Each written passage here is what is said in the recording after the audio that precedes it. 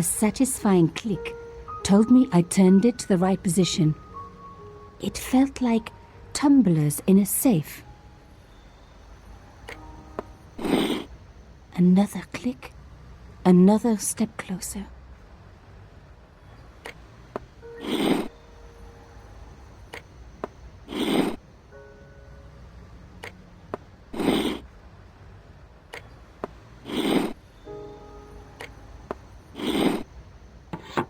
I love the sound of locks clicking open.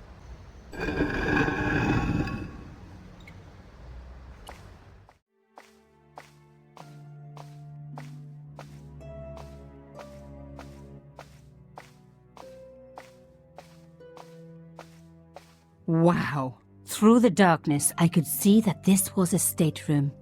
But for what purpose? And how did it tie in with Carchon?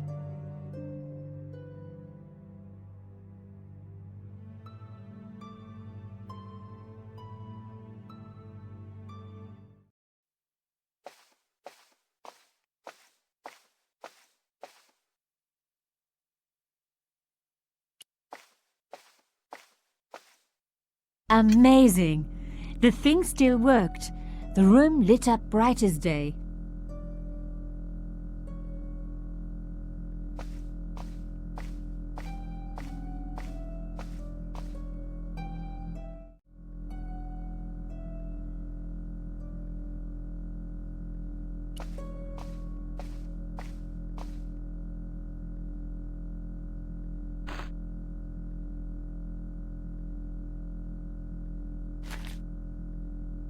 Inside the drawer, I found a note written in some kind of code.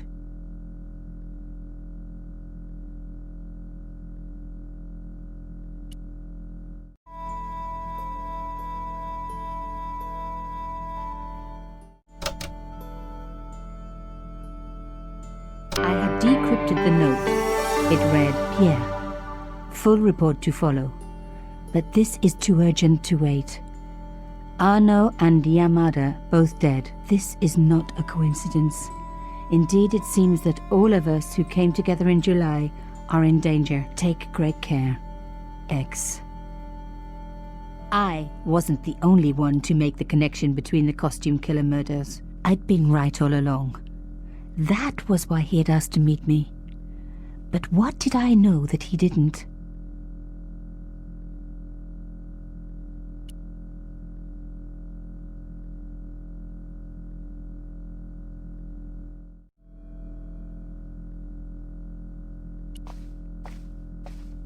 It was pretty clear from the lack of dust that someone had been working very recently at this desk.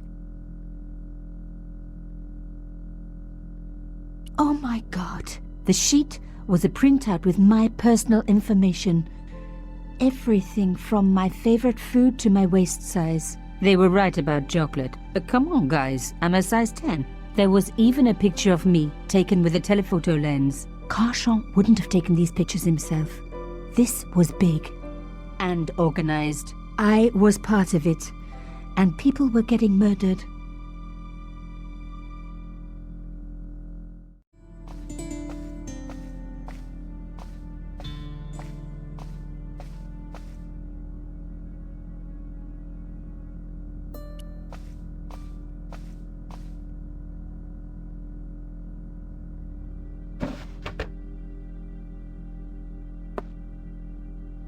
Damn! Don't you just hate it when that happens?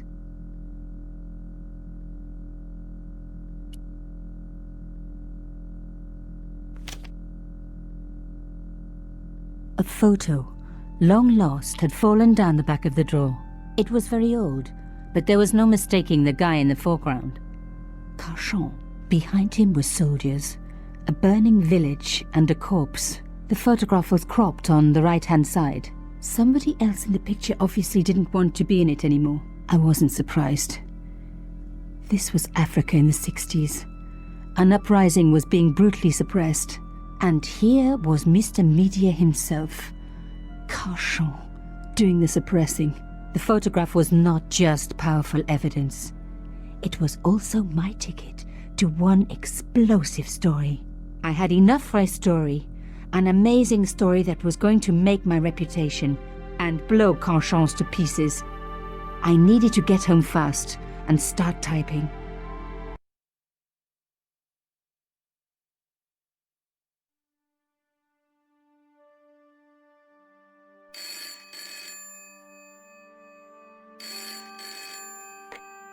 Bonsoir, Collard. Nico, it's Ronnie. Hey, Ronnie, you cracked open the champagne yet? Are you crazy? What's wrong?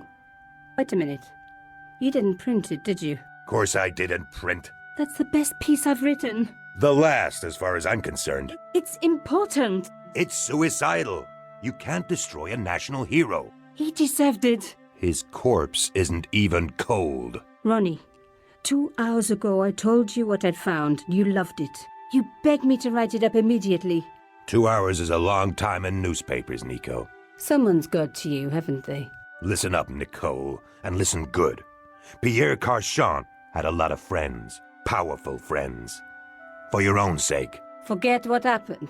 You got it. End of conversation. Good night.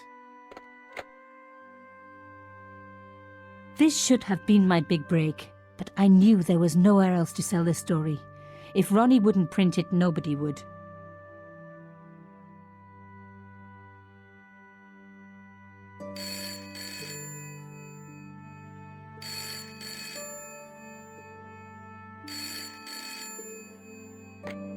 Bonsoir, Collard.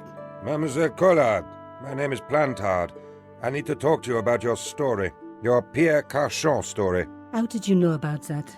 There are people out there, madame, who will be very upset by this story. Oh, really? Well, it's their lucky day. It's been spiked. Yes, I know. We must meet. We must?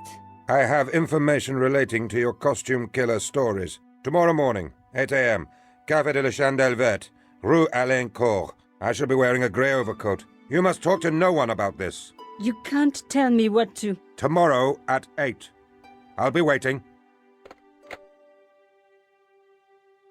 People complain about newspaper articles all the time, but not usually before they're printed. I was beginning to feel scared.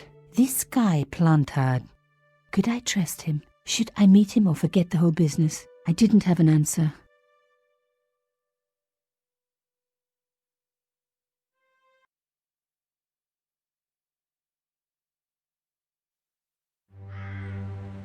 I'd only been in Paris for a week, but already I'd fallen in love with the city. My latest discovery was a little cafe, La Chandelle Verte. I was pretty sure the waitress was taking a shine to me. That old Stobart charm, I guess. Little did I know my reverie was about to be so rudely interrupted.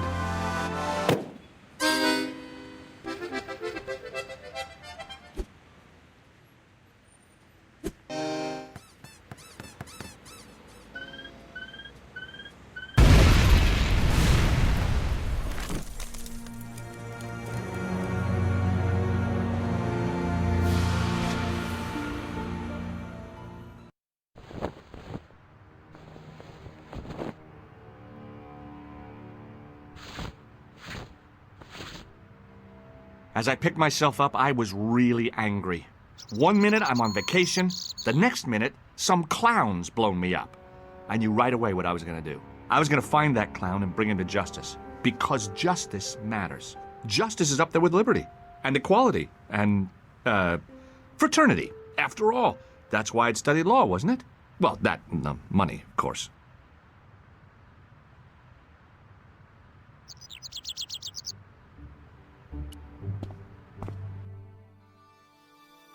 The clown had fled into this alley, but there was no sign of him now.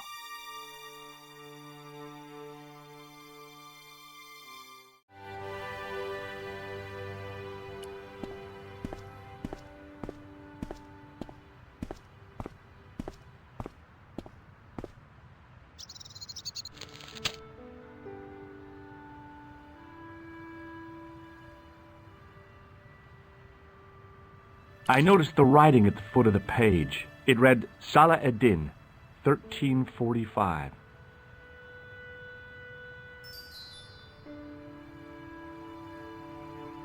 The leading article referred to the visit of a Nobel Prize winner from some unpronounceable Eastern European state.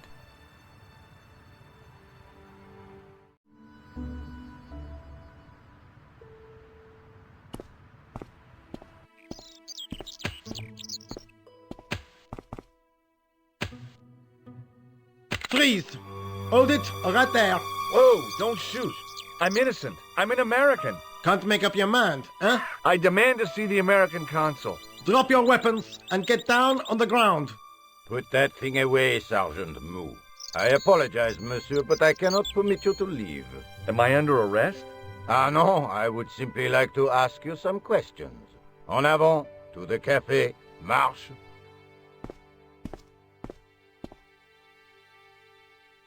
What a mess. This bombing is an outrage, is it not? Stop that, monsieur.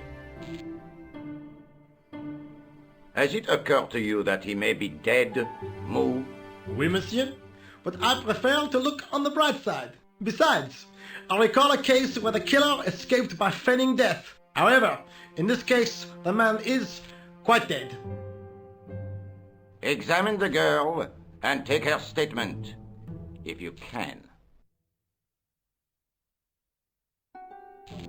Et maintenant, to business.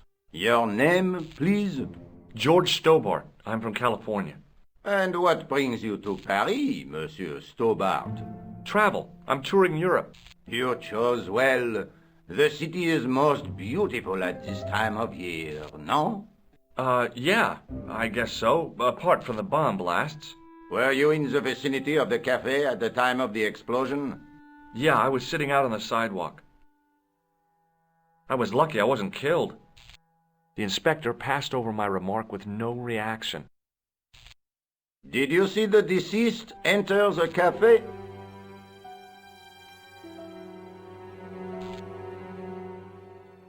Yes, I did. Was he alone? Yeah. And did he say anything to you? No. He was more interested in the waitress.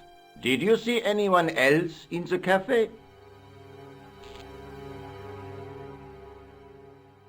Yeah, there was a guy dressed as a clown. He was carrying an accordion. An accordion? Bon.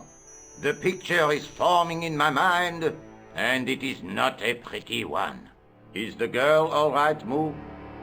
She'll live. She confirms the American statement. A clown with an accordion, no doubt an elaborate and eccentric disguise. Very well. Eh bien, I have heard enough. What do you mean? I am satisfied that you know nothing. You may leave. I hope this little incident does not spoil the rest of your vacation. What about my personal safety? Can't you at least give me some advice? What can I say? Stay alert and look out for suspicious characters. And don't cross the road until the little man shows green. Great advice. I honestly believe you are in no danger, monsieur. Should you remember anything of importance, please contact me. My card.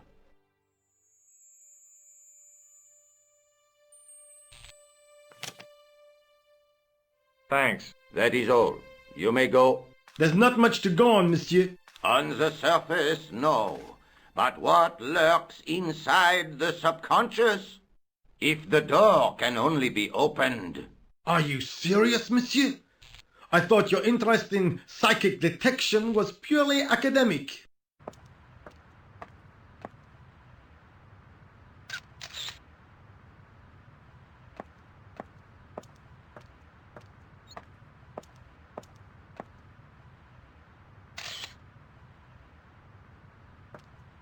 Excuse me, mademoiselle? Hi. My name's George Stobart. Oh, an American by the sound of it. Yep, that's right. On vacation in Paris. Some vacation, huh? You were here when the bomb went off? Sure was. Sat right out in front of the cafe. Did you notice a middle-aged man, maybe 60, with a hat and overcoat? I couldn't believe it. She hadn't even asked how I was feeling. Yeah, he went inside just before the bomb exploded. You weren't related to him, were you? Oh, no, nothing like that. I'm Nicole Collard from La Liberté. What is that, some kind of nightclub? Oh, no, it's a newspaper. You're a reporter?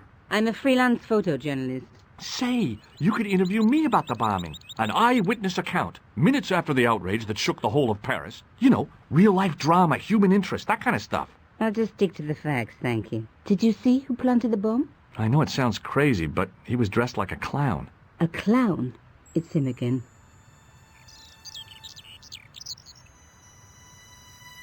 Who was the guy you were supposed to meet? His name was Planter. I didn't know him, but he called me last night. He said he had a story which would interest me. He asked me to meet him at the cafe. I guess I'll never know what he wanted to tell me. Well, not unless you have Rosso's gift for psychic interrogation. How did Plantard get your name?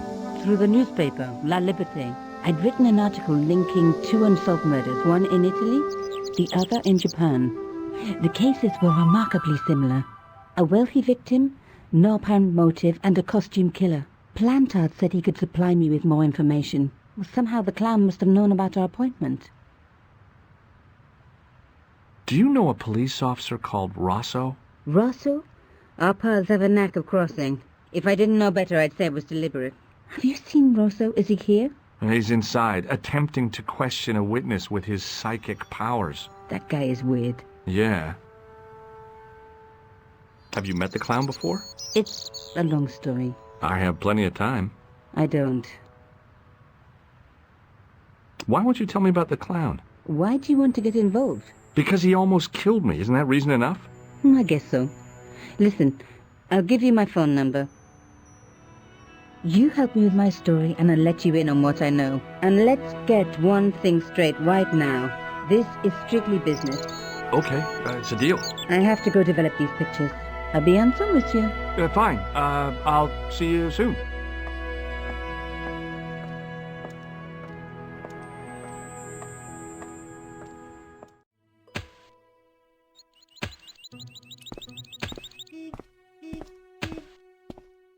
Hey, you!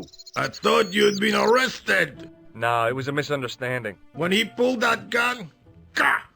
I thought that was it. Those automatics pack quite a punch, you know? He made a mistake. He thought I was a terrorist. You? A terrorist? Ha! He was only doing his duty, I guess. Did you see an old guy with a briefcase? Wait, silly old coot. Do you know what he said to me? Work fascinates me, he says.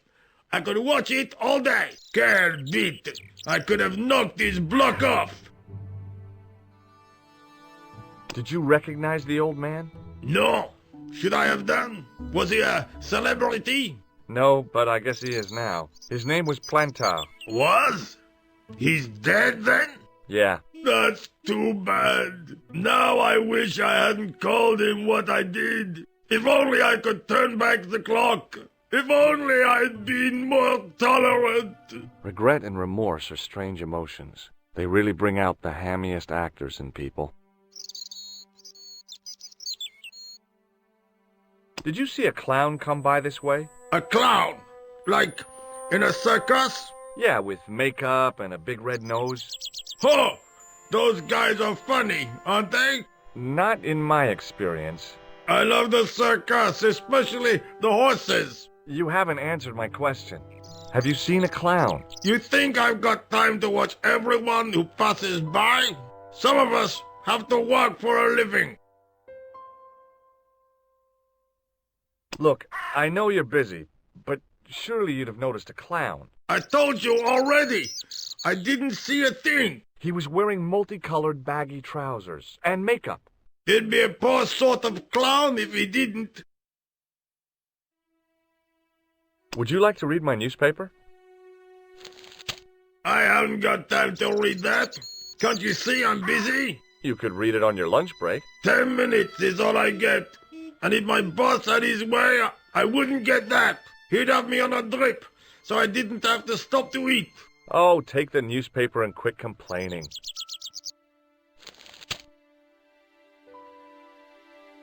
Pah!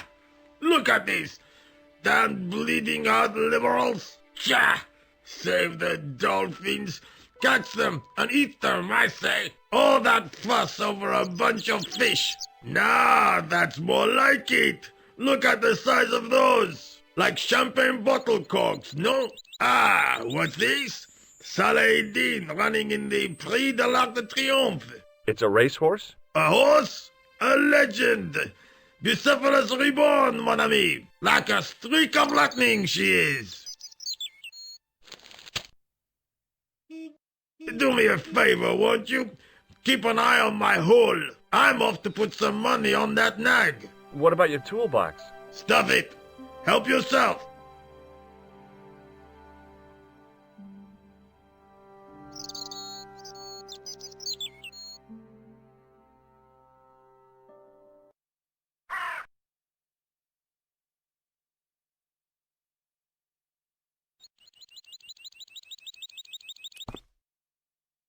I'd found just what I wanted, a tool for lifting manhole covers.